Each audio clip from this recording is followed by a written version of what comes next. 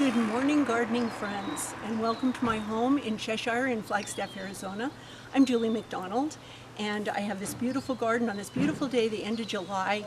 We had wonderful rains, and it's just, the flowers are blooming. Everything is just so happy and so beautiful. Well, I want to share with you today one of my very favorite things to do, and that is to make garden bouquets from my own yard to give away or to use for myself, absolutely free. And as much as I love making the garden bouquets, other people love receiving the garden bouquets. And I've done all kinds of things with them. So one of the things I like to do is a ring and run, except for I don't ring, I just drop and run. I make a pretty bouquet, I leave it at someone's door, and then they open it and there's a nice little bouquet for them. I've done bouquets for showers, parties, receptions, funerals, as a hostess gift to take to someone who's ill, or as a condolence.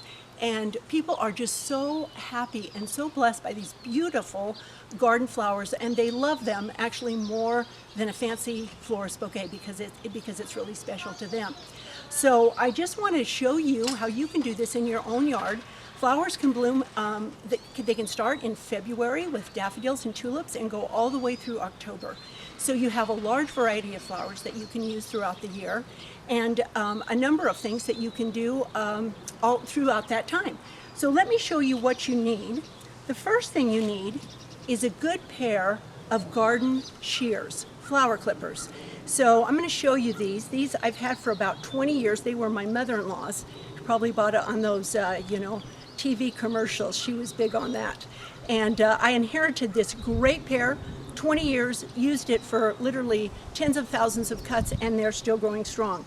Now the reason why these are so important is because you have a good pair of, these are clippers, these are also good, but clippers are going to, they're going to fray the stem. And the stem for a bouquet needs to be able to draw in the water. That's very important. So you want it to be nice and sharp and give a nice crisp cut. And so that's the other reason why scissors are not the best choice either to use for cutting flowers. So you want to invest in this, and this is not something you're going to find at Walmart probably. You're going to probably spend about $25 to $35 on a good pair of clippers. If you don't have any, just use what you have until you can do that. Some flowers are very accommodating in that way. Now the other thing you need is a vase. And I don't know who invents vases, but they don't make bouquets, because you have a vase like this, which is almost impossible to use. I use them to fill flowers for when I'm getting ready to make bouquets, but it takes about 50 flowers to fill this bouquet. It's very difficult to use. Too big of a mouth, and too short for this size of mouth. You can't beat a Frappuccino jar. And I have some tall ones here, and I have a short one here. This is the perfect vase. And you would be surprised, people love getting things in a Frappuccino jar. People like to repurpose things and reuse them, so they're completely happy to get this, and if they have something else they want to put it in, they can. The other thing, it's got a nice good reservoir for water, because garden flowers drink a lot of water, and you have to check them regularly. They can drink 2 inches just overnight. So, and I like it to be clear, because then you can see what the water situation is. So, and I use a variety of jars. I sell flowers, bouquets at my farm stand. People love to come and get them, and I've got everyone trained to bring the jars back. So some of these jars have gone through probably 100 different bouquets. Sometimes I used to take the labels off, and then I thought, why bother? Too much work. So this one that I'm going to use today does have the label removed, and you can see it doesn't look too bad. So the other thing you want to do is what I do is I go out and I pick all the available flowers from the garden. So whatever happens to be blooming and whatever is a good flower for a bouquet, I bring in. And then I see my assortment and what I have to work with. And how do you know what flowers are going to be good in your garden, because your garden's different from mine? Well, try it and see. Cut a bunch of flowers from your yard, a bunch of greens, see how they do, see how they hold up, and that's how you learn. Some things are beautiful in the yard, but you cut them and they flop right over. They're not going to be good at all. Others, like these Gloriosa daisies, pretty in the yard, fantastic as a bouquet because they last for 2 weeks. amazing. I'll show you a bouquet of those when I get going here. So these are some, we'll start with some greens. These are just various things that I have in the yard. This is Japanese anemone. This is actually a weed I found growing out behind my house. This does pretty well. This is some mint. And I thought this would kind of be pretty in this bouquet. Now it's important, I've done this with all the other flowers, but I want to show you something very important here, and that is to strip the leaves. You have to take the leaves off the stem, because leaves sitting in water are going to pollute the water, making it difficult for the plant to draw up water. And stripping the leaves is super easy. You just take them and you just, well, it's easier on some plants, apparently not on mint. And you just strip these leaves down to nothing. And I've done that on the other ones already, so I don't have to do that. So now you have this ready to go. This one did not. This one is the leaf. This one's been stripped. So we're going to put these together like this. And that just gives kind of a little bit of a greenery to the bouquet. Now there's nothing more beautiful than German statice to add to the bouquet. And I don't grow this, but my friend Charlene does. And she always cuts me a bunch. It's dry. I don't have to keep it in water. It will dry out completely, and I can use this for months. I'll be using this clear into September, October. So I'm going to put this right here. Now, what I'm looking at when I'm putting this together, I'm not looking at the base of the stems. I'm only looking at the top. That's what I'm focusing on. So, and this guy's kind of going wonky here. We'll see about him. So then I look at what other flowers I have, and let me show you one other thing here before I go any further.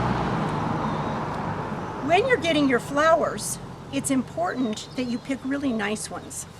So here's two daisies that I'm going to put like this so you can see it. Here's two daisies. Now you can see this one right here. This is a nice fresh daisy, perfectly formed. You can see this is God's workmanship right here in the center of this flower as it blooms from the outside in. Every one of these little tiny yellow dots is a flower. And that's going to bloom, and that's what the bees are going after. So you look at this, first you look at the petals to see if they're good. Now here is a daisy. That daisy was good about 2 weeks ago. You can see all the flowers have almost completely bloomed out. The petals are starting to look a little ragged, so you're not going to want to use a daisy like that. That's too far gone. And that will help you by looking at the center to see if a flower is fresh or to see if a flower is just about to go to seed. So this daisy, we're not going to use. This one we are. And the same thing with Gloriosa daisies, really quickly here. So you can see this one has bloomed out.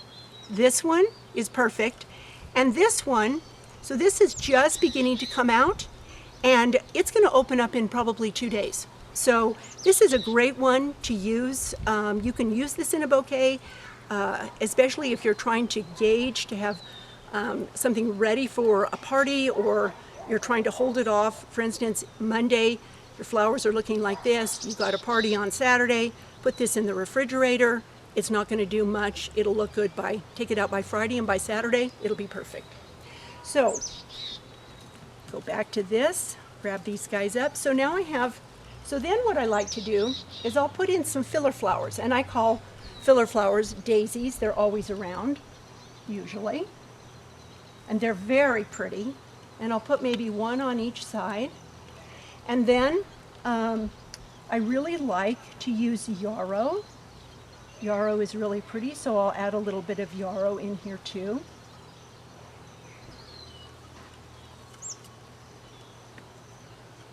And then add a little bit of yarrow. And then this is a plant, a campanula, actually a very invasive campanula, which I've spent a career trying to get rid of. And you can see how much I have, so you can see I'm not doing too well with that. So we're going to add this in here. I keep cutting it and putting it in bouquets though, so I'm getting some use out of it. Put another one over here. Now you're seeing just a whole variety of colors, still working, looking at the top. This is called a cherry bell, very pretty, got a little wilted in the sun, so you can always groom something if you need to. So we're just going to kind of groom some of these off. These other ones I think will open. We'll just see how they look in a little bit. I'm going to add that to it. Here's another cherry bell. I have quite a few cherry bells, so I'll use these. Just wish they weren't looking so ragged here. And you can always take off flowers that are spent, and if the rest of them are still looking good. And then I have some feverfew here. That always looks good. So I'll add some feverfew.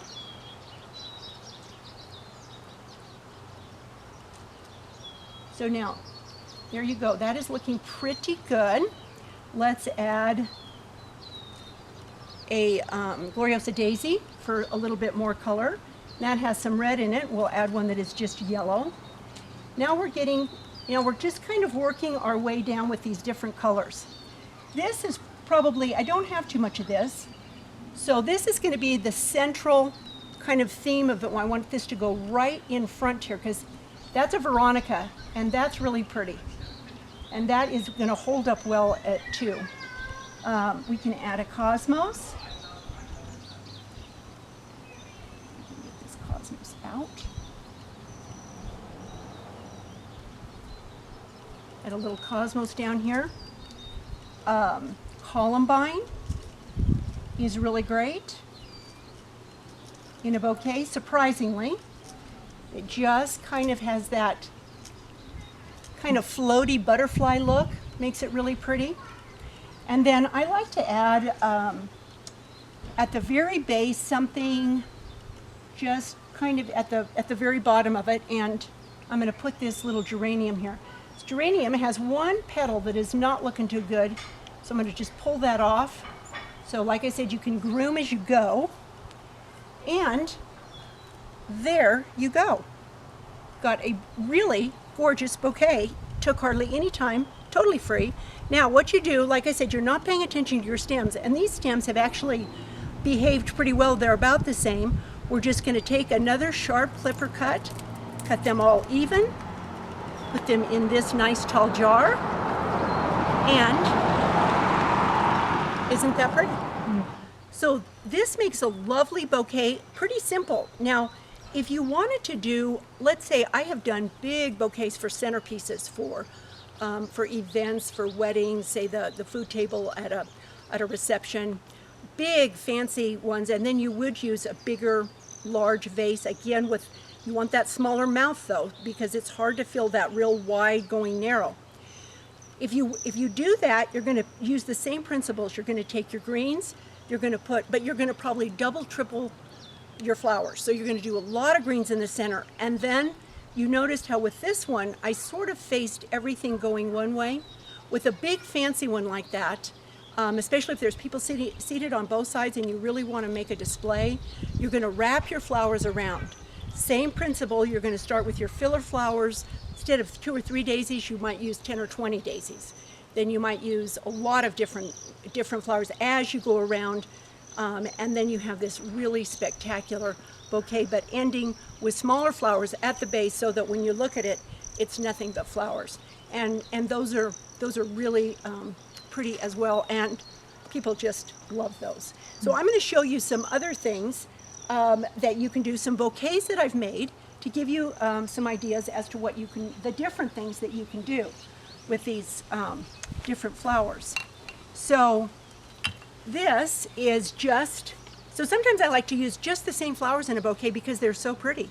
This is just Cosmos, Picotee Cosmos, with a little bit of the German Status. This, I keep all these together because this is Garden Phlox. Garden Phlox is incredibly fragrant, will fill an entire room with a perfume. So I could put some Garden Phlox in with some of these other bouquets, but I prefer to put them all together so that you get that fragrance. I'll add a few small daisies, and not all flowers smell good. As a matter of fact, some flowers really smell, they kind of stink, so you have to be careful with that, but that's why those are together. Same with nasturtiums. And nasturtiums are totally edible. I one time had a customer who bought some nasturtiums, and they kept disappearing out of the vase, and she discovered her husband had been eating them. So they were almost gone when she figured it out. Totally edible and great in a salad. This is just a sweet little bouquet. Look how cute that is. That's just Johnny Jump Ups in a little small jar. Sweet peas are another thing. My sweet peas are really, these are an heirloom variety that have almost finished. I planted them in February, so they're kind of finishing off and going to seed, but you want to keep these separate because, again, for the fragrance. But they could, of course, be added to a bouquet. This is the Gloriosa daisies, making a large statement here. And absolutely beautiful. They will last, this bouquet will last for 2 weeks. It just goes on and on. And I do both with Gloriosas. They look so pretty in a bouquet, and they also look just great together. And Gloriosas have a variety of colors. So you can see that some are pure yellow, some have the rust colors, some have kind of splotching, striping, all kinds of different things. Delphiniums make a beautiful bouquet. These are kind of some short ones. I've done ones that were as tall as 3 to 4 feet, and of course something bigger. But these are beautiful. I keep these together just because they're so spectacular by themselves, but of course they could be mixed in with others as well. Geraniums make a pretty bouquet just by themselves, and these are just some geraniums off my plant in the front, and those look pretty. Now, when little girls come to my farm stand, they love nothing better than to get a bouquet that is all one color.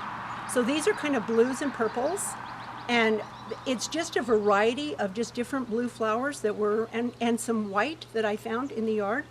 Same with this one, some pink. So it's got some delphinium, cosmo, this is perennial sweet pea, echinacea coneflower, some yarrow, another little cherry bell, larkspur does well. Here's some pink paradise, not pink paradise, but bright eye phlox. And this one has bachelor buttons, again larkspur, and another great flower which is this peach leaf bellflower, which makes a beautiful addition to a bouquet. Here's just a simple rose, and again this German status just gives it so much more beauty. And then this one I just thought I would do. This is just kind of fun. This is an edible bouquet. You could take this to someone that wants to eat flowers.